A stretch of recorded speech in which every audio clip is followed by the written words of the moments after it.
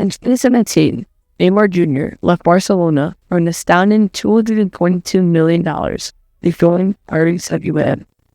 It wasn't just a transfer, it was a statement that shocked the whole world. However, 7 years later, the question still lingered. What did Neymar actually worth? Did PSG get their money's worth in titles, goals, global reach, or influence? Or did they blow the biggest bag in football history on a fragile genius who never truly delivered? In this video, we break down the football, the finances, the fame, and the fallout to finally answer the question, was Neymar worth $222 million? If you haven't already subscribed to the channel, then what are you waiting for? Subscribe today because we're on the road to 2,000 subscribers, and every subscriber counts. To understand why PSG spent this type of money on Neymar, we need to rewind to 2017. PSG had money. Yeah, no, serious money. Backed by Qatar sports investment, they already signed big names, Cavani, Di Maria, Thiago Silva, but they still weren't elite. They needed a face, a brand, a superstar. Neymar was at the peak of his powers at Barcelona, as he was a part of the deadly MSN trio. But he was also in his teammates' shadows, especially Messi. PSG offered him everything: freedom, fame, and a $30 million per year salary. For them, this wasn't just football, it was a strategy. Qatar was preparing to host the 2022 World Cup. Neymar wasn't just a sign-in, he was the model for a nation's sporting ambitions. The transfer was the biggest marketing showcase in football history. But to fully analyze if Neymar was a good investment for PSG, we had to look at the stats. In 6 seasons at PSG, Neymar scored 118 goals in 173 appearances and added 77 assists. That's a direct goal contribution every 1.1 games. He helped PSG win 5 Ligue 1 titles, 3 French Cups, and 3 League Cups. But the trophy they needed was the Champions League. However, PSG could never reach the promised land. Yes, PSG did come close in 2020, reaching the final. But even then, it was Mbappe and Di Maria who led the charge. Neymar failed to positively contribute. He had brilliant games. Neymar had brilliant games, though. The remontada versus Atalanta, dominant performances against Dortmund and Bayern, but they were moments, not eras. He lacked consistency. Neymar missed an average of 20 games per season due to injuries. In raw numbers, he delivered, but football isn't just about stats. It's about the weight of those numbers.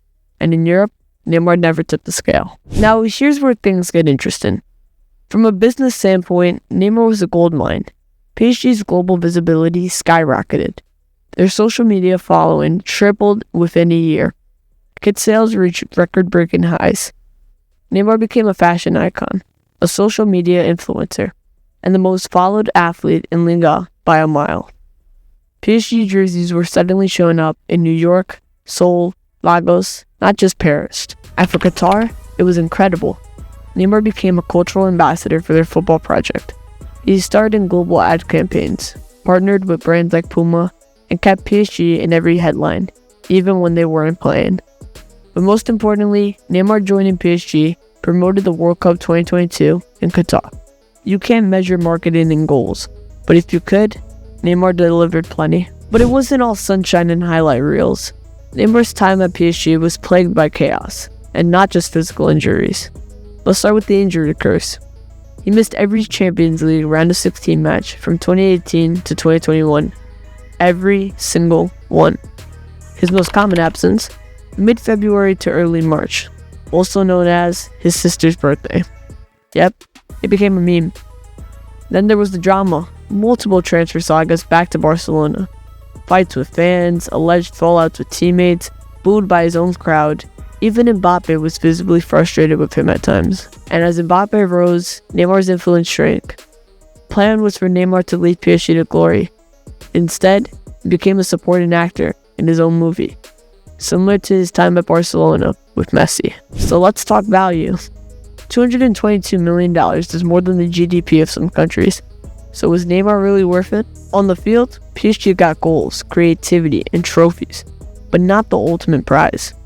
However, off the field, they got global attention, record sponsorships, and a marketing brand.